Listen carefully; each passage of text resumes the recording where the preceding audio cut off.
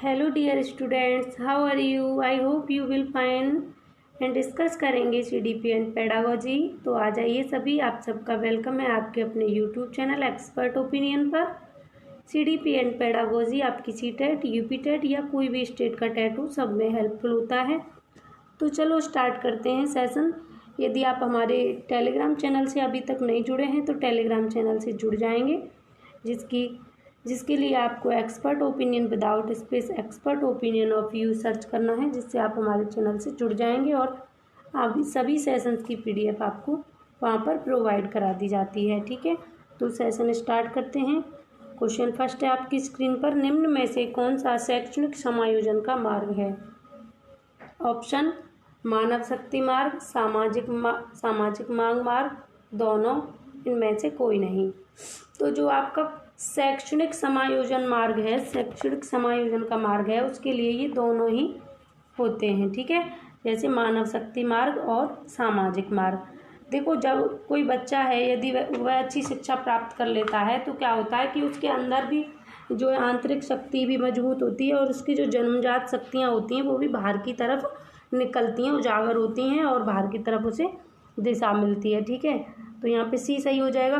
और सामाजिक मार्ग से मतलब है, जब बच्चा शैक्षणिक हो जाएगा तो फिर क्या होगा, वह समाज के लिए भी तो अपने आप का भी विकास करेगा और समाज का भी विकास करेगा। तो समाज के लिए भी तो एक अच्छा नागरिक बनकर तैयार होगा और समाज को विकसित करेगा, इसलिए ये दोनों यहाँ पर सही हो जाएंगे। ठीक है, नेक्स्ट क्वेश्चन है, आदत किसे कहते हैं? कोई कार्य की पुनरावृत्ति, यह एक स्वतः प्रक्रिया है, या उपरोक्त दोनों हैं, या इनमें से कोई नहीं।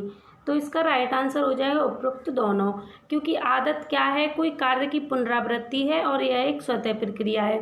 देखो, जब कोई व्यक्ति किसी कार्य को बार बार करता है, वह चाहे वो उसे अपनी इच्छा से करे या अनिच्छा से करे, ठीक है, अपनी इच्छा से करे या अनिच्छा से करे, लेकिन जब किसी बार बार किसी कार्य की पुनरावृत्ति करता है, दोहराता है किसी कार्य को, तो क्या होता है, वो उसकी आदत बन जाती है। ठीक है, और या फिर ऐसा हो सकता है कि ये एक स्वतः प्रक्रिया होती है, जब आपको आदत बन जाती है किसी कार्य को बार बार दोहराने की, बार बार उस कार्य को करने की, तो क्या होता है, एक ही प्रकार का रिजल्ट आपके सामने आता है, तो फिर ये प्रक्रिया स्वतः होने लगती है।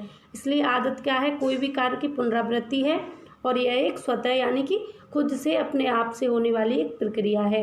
मान लीजिए आपको बार बार ये कहने की आदत पड़ गई है, अरे छोड़ो, या कोई भी एग्जाम्पल ले लो, तो आपकी वो शब्द आदत बन जाता है और आप जहाँ ज़रूरत नहीं है फिर भी उस वर्ड को बोलते रहते हैं। ठीक है, तो आदत क्या है, पुनरावृत्ति है किसी कार्य की और स्वतः प्रक्रिया है। नेक्स्ट, निम्न में से कौन सा अभ्यास कौशल नहीं है? ऑप्शन टिप्पणी लिखना, विश्व विज्ञान कोश में जानकारी लेना, प्राथमिक विवरण लिखना, शब्दकोश का उपयोग करना। तो कौन सा अभ्यास कौशल नहीं है? देखो, टिप्पणी लिखना भी अभ्यास कौशल है, विश्व विज्ञान कोश में से जानकारी लेना भी अभ्यास कौशल है, और शब्दकोश का उपयोग करना भी अभ्यास कौशल है। लेकिन प्राथमिक विवरण लिखना क्या है, ये अभ्यास कौशल नहीं है, और यहाँ पर यही सही हो जाएगा, क्योंकि क्वेश्चन की रिक्वायरमेंट नेगेटिव है, तो यहाँ पर यही आपका सही हो जाएगा। ठीक है, जैसे कि आपने देखा होगा, किसी यहाँ पर कोई चीज़ की टिप्पणी लिख रहे हैं, आप बार बार किसी चीज़ की टिप्पणी लिख रहे हैं, अभ्यास कर रहे हैं, तो आपका उस काम में क्या है, अच्छा कौशल प्राप्त होगा। आपका अभ्यास कौशल बार बार जब आप करेंगे तो उस कार्य में आप निपुण हो जाएंगे। ठीक है, ऐसे ही विश्व विज्ञान कोश में से जानकारी लेना, यदि आप किसी कार्य की विज्ञान कोश में से जानकारी ले रहे हैं तो उसके लिए भी आप बार बार निरंतर अभ्यास करेंगे, तो उसमें भी आपकी पहले से अच्छी स्थिति होती चली जाएगी। वैसे ही शब्दकोश का उपयोग करना है, यदि डिक्शनरी है उसका उपयोग कर रहे हैं, बार बार नए शब्दों को आप ले रहे हैं, उनका अभ्यास कर रहे हैं, तो वो भी आपके बेहतर हो जाएंगे। लेकिन यहाँ पर प्राथमिक विवरण लिखना ये आपका अभ्यास कौशल नहीं है। ठीक है, नेक्स्ट क्वेश्चन, कक्षा 8 का एक बालक गणित में कम अंक लाने का दोष अध्यापक और परीक्षक को देता है, इसमें बालक द्वारा प्रयुक्त रक्षा युक्ति होगी। तो ऑप्शन है प्रक्षेपण, युक्तिकरण, क्षतिपूर्ति, दमन। तो यहाँ पर राइट आंसर हो जाएगा आपका प्रक्षेपण। देखो, यदि कोई व्यक्ति है और वह किसी कार्य को करता है और उसमें उसे असफलता हासिल होती है, तो वह दूसरे पर उसका आरोप लगाता है, तो इसका मतलब ये है कि वह प्रक्षेपण विधि का या प्रक्षेपण युक्ति का यूज कर रहा है, जिससे वह उससे क्या होता है, जो उसके साथ तनावग्रस्त स्थिति आती है वह उससे बाहर निकल जाता है। ठीक है। और आपकी जो है रक्षा युक्ति बहुत सारी हैं, ये भी बहुत इम्पोर्टेंट हैं, इसके लिए भी मैं एक स्पेशल सेशन आपके लिए लेकर आऊँगी। ठीक है। जैसे एक एग्जांपल और देती हूँ मैं आपको। एक आपने वो कहानी सुनी होगी जो लोमड़ी थी, लोमड़ी वाली, और वो क्या करने जाती है लोमड़ी, अंगूर खाने के लिए जाती है। अंगूर खाने लिए जाती है ना पेड़ से, तो अंगूर जब उसके हाथ नहीं आते तो वो क्या कहती है, अरे यार अंगूर खट्टे हैं। क्यों क्यों कहती है, क्योंकि वो उसके हाथ नहीं आते और फिर उससे तनाव ना हो उस चीज़ का कि मेरे अंगूर हाथ नहीं आए, उसके माइंड में वो चीज़ उसे डिस्टर्ब ना करे, टेंशन ना हो उसे। तो फिर वो क्या करती है, अंगूर खट्टे हैं मतलब अंगूरों पर प्रक्षेपण लगा देती है, दोष लगा देती है कि अंगूर खट्टे हैं, और खुद उस रक्षा युक्ति का प्रयोग करके तनाव से मुक्ति पा लेती है। ठीक है। नेक्स्ट क्वेश्चन, विद्यार्थी की सबसे महत्वपूर्ण विशेषता होती है। ऑप्शन जिम्मेदारी का बोध, ऑप्शन क्या है, जिम्मेदारी का बोध, सत्य बोलना, सहकारिता, आज्ञा पालन। तो देखो यहाँ पर इसका राइट आंसर क्या हो जाएगा, आज्ञा पालन। तो एक विद्यार्थी की सबसे महत्वपूर्ण विशेषता क्या होती है, आज्ञा पालन होती है। मान लीजिए कोई विद्यार्थी है, उसे जिम्मेदारी का बोध है, बट वो अपने टीचर्स की, अपने पेरेंट्स की, या अपने गुरुजन की, अपने से बड़ों की यदि आज्ञा, जिम्मेदारी का बोध होने के बाद भी यदि आज्ञा का पालन नहीं करता है तो वह एक अच्छा विद्यार्थी नहीं कहलाएगा। सत्य बोलना, वह सत्य बोलता हो बट फिर भी अपने अध्यापक, अपने गुरुजन, अपने बड़ों का यदि वह आज्ञा का पालन नहीं करे तो भी उसकी वो सत्य बोलना, वो आदत भी उसकी इग्नोर कर दी जाती है। लेकिन यदि आज्ञा का पालन करता है कि गुरुजी ने कहा सत्य बोलना चाहिए तो वो सत्य बोलेगा, गुरुजी ने कहा कि आपको आज से टाइम से स्कूल आना है तो वो गुरुजी की, अपने पेरेंट्स की, या माता पिता ने घर में जो भी आज्ञा दी थी उसका पालन किया, तो स्टूडेंट्स कैसा हो जाएगा, विद्यार्थी कैसा हो जाएगा, एक कुशल और सबसे अच्छा विद्यार्थी बन जाएगा। इसलिए विद्यार्थी की सबसे महत्वपूर्ण विशेषता क्या है, आज्ञा का पालन करना। ये एक आदर्श विद्यार्थी की भी निशानी होती है कि वे अपने बड़ों का, गुरुजनों का, अपने माता पिता का ईमानदारी से उनकी आज्ञा का पालन करें। ठीक है। नेक्स्ट क्वेश्चन, किसी हिल स्टेशन की यात्रा के दौरान यदि आपका एक छात्र किसी महिला के साथ दुर्व्यवहार करता है तो आप क्या करेंगे। ठीक है। उसकी गलती स्वीकार नहीं करेंगे, क्योंकि आप सभी एक अत्यंत प्रतिष्ठित स्कूल में आते हैं। उस महिला से बहस करेंगे और उसे पुलिस बुलाने के लिए कहेंगे। अपने छात्र को उस महिला से माफ़ी मांगने के लिए कहेंगे। सभी छात्रों को तुरंत उस जगह से दूर ले जाएंगे। तो देखो यहाँ पर राइट आंसर हो जाएगा ऑप्शन सी, अपने छात्र को उस महिला से माफ़ी मांगने के लिए आप कहेंगे, क्योंकि वह महिला के साथ दुर्व्यवहार कर रहा है। तो आप ये काम करेंगे तो आप सबसे अच्छे शिक्षक कहलाएंगे, क्योंकि उसकी गलती स्वीकार नहीं करेंगे और अत्यंत प्रतिष्ठित स्कूल से आते हैं ऐसा मानेंगे तो ये गलत होगा, क्योंकि गलती यदि की है उसके सामने आप अपनी गलती स्वीकार नहीं करेंगे बच्चे के सामने, तो बच्चा क्या है कि उसके सामने वही मॉडल आ जाएगा, फिर वह भी आगे अपनी गलतियाँ स्वीकार नहीं करेगा। उस महिला से बहस करेंगे और उसे पुलिस बुलाने के लिए कहेंगे। नहीं, बहस नहीं करेंगे आप, क्योंकि विद्यार्थी के सामने आपको भी एक आदर्श शिक्षक बनना है, और आदर्श शिक्षक जब आप बनेंगे तभी आपके स्टूडेंट्स भी आदर्श होंगे। तो आपके लिए यहाँ पर एक पॉजिटिव पॉइंट्स यही है कि आप अपने छात्र को उस महिला से माफ़ी मांगने के लिए कहेंगे। ठीक है। नेक्स्ट क्वेश्चन है, सम्मान प्राप्त करने के लिए सम्मान प्रदान करना आवश्यक है, यह कथन है। सामाजिक संदर्भ में, व्यापारिक संदर्भ में, सरकारी कार्यालयों में, विद्यालयों में तथा अन्यत्र पर समान रूप से। तो देखो, सम्मान प्राप्त करने के लिए सम्मान प्रदान करना आवश्यक है, किसमें, विद्यालय में तथा अन्यत्र पर समान रूप से। यदि आप किसी को सम्मान देंगे तो आपको भी सामने वाला सम्मान ही देगा। यदि आप किसी को 1% सम्मान देंगे तो आपको वहाँ से 2% सम्मान मिलने के चांसेस रहते हैं। ठीक है। तो सम्मान प्राप्त करने के लिए सम्मान प्रदान करना आवश्यक है। ठीक है। यह कथन विद्यालयों में तथा अन्य स्थानों पर समान रूप से लागू होता है। ठीक है। नेक्स्ट क्वेश्चन, निम्नलिखित कारण से छात्र में चिंताएं उत्पन्न होना स्वाभाविक है। ऑप्शन, छात्राओं के साथ असंतुलित व्यवहार, छात्रों में हताश युक्त भावना का संप्रेषण, छात्रों के आत्मविश्वास पर वज्रपात, छात्रों की दयनीय स्थिति। तो यहाँ पर आपका राइट आंसर हो जाएगा ऑप्शन सी, छात्रों के आत्मविश्वास पर वज्रपात। तो छात्रों के आत्मविश्वास पर वज्रपात कारण से छात्र में चिंताएं उत्पन्न होना स्वाभाविक है।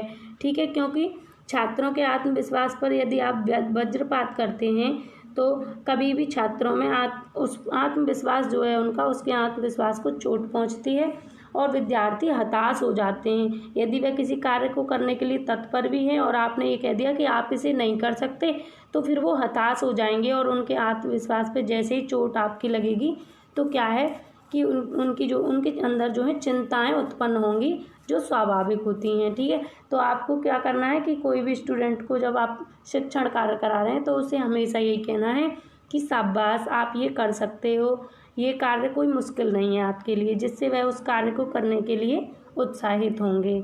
नेक्स्ट क्वेश्चन है, पाकिस्तान के कौन से शहर को कॉलेजों का शहर कहा जाता है? तो ये क्वेश्चन फैक्चुअल है, इसका राइट आंसर हो जाएगा लाहौर। लाहौर इसका राइट आंसर हो जाएगा।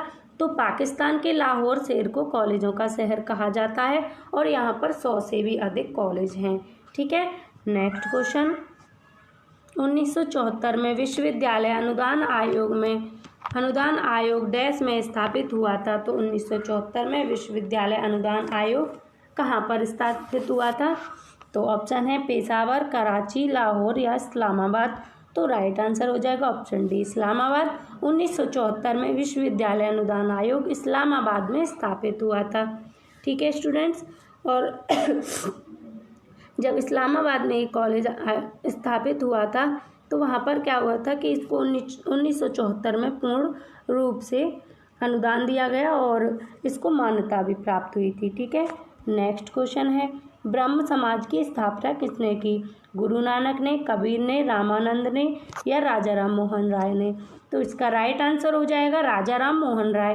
ब्रह्म समाज की स्थापना करने वाले राजा राम मोहन राय थे और इनको स्टूडेंट्स भारतीय पुनर्जागरण का अग्रदूत भी कहते हैं और इनको आधुनिक भारत का जनक भी कहा जाता है।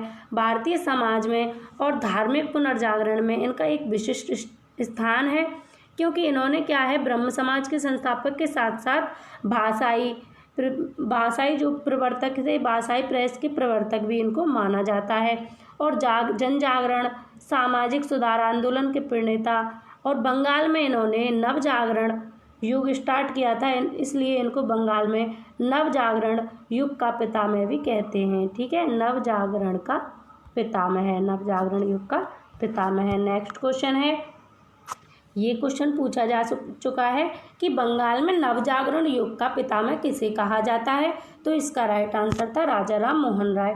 नेक्स्ट क्वेश्चन है, संघीय विश्वविद्यालयों में पाकिस्तान के राष्ट्रपति डैश होते हैं? इसके ऑप्शंस हैं प्रबंधक, कुलाधिपति, प्राचार्य, प्रभारी। तो इसका राइट आंसर हो जाएगा ऑप्शन बी, संघीय विश्वविद्यालयों में पाकिस्तान के राष्ट्रपति कुलाधिपति होते हैं। तो पाकिस्तान में क्या होता है स्टूडेंट्स, जो राष्ट्रपति होते हैं ना, वही जो संघीय विश्वविद्यालय होते हैं उनके कुलाधिपति क्या होते हैं, कुलाधिपति भी होते हैं। ठीक है, राष्ट्रपति ही संघीय विश्वविद्यालयों के कुलाधिपति होते हैं। नेक्स्ट क्वेश्चन की बात करेंगे, आर्य समाज की स्थापना किसने की? तो आर्य समाज की स्थापना किसने की थी? ऑप्शंस हैं राजा राम मोहन राय, स्वामी दयानंद सरस्वती, स्वामी सत्यानंद और ऑप्शन डी है कबीर। तो इसका राइट आंसर हो जाएगा स्टूडेंट्स इसका राइट आंसर हो जाएगा स्वामी दयानंद सरस्वती। आर्य समाज की स्थापना किसने की थी? तो स्वामी दयानंद सरस्वती जी ने की थी। ठीक है, और इनको जो स्वामी दयानंद सरस्वती जी थे, इन्होंने इसकी स्थापना कब और कहाँ पर की, ये क्वेश्चन भी आपके लिए इम्पोर्टेंट हो जाता है। तो इन्होंने मुंबई में की थी, इसकी स्थापना कहाँ पर की थी? मुंबई में की थी। और कब की थी? 1875 में और 10 अप्रैल 1875 में की थी। ठीक है, कब की थी? 10 अप्रैल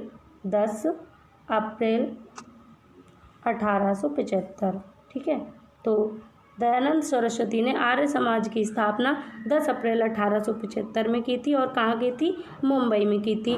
और ये दयानंद सरस्वती जो हैं इनको एंग्लो वर्नाक्यूलर विश्वविद्यालयों और गुरुजनों के द्वारा प्राचीन संस्कृति और इतिहास का भी प्रचार करने वाले माना जाता है।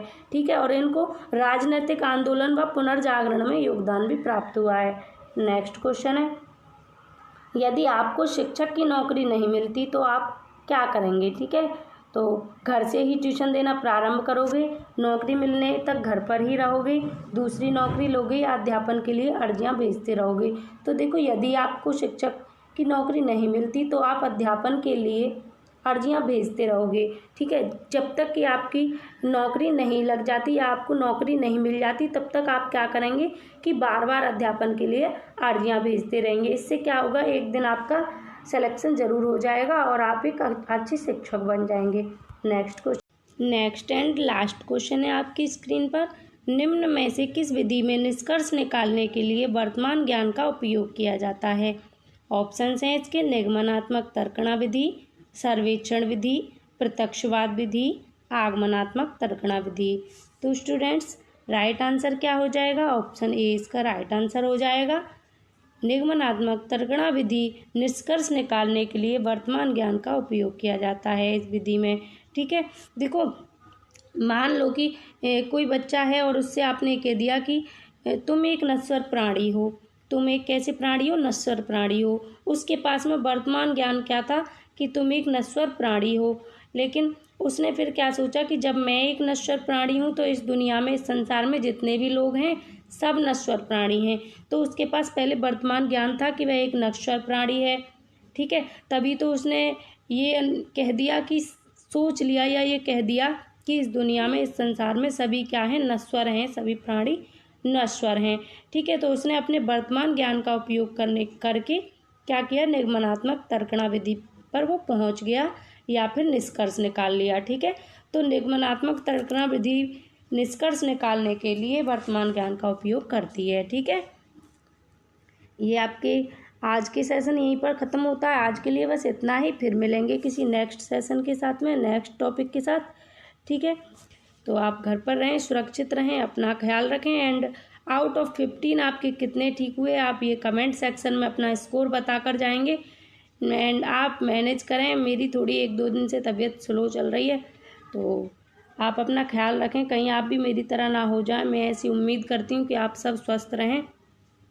आपके उज्जवल भविष्य की मैं कामना करती हूँ। Take care.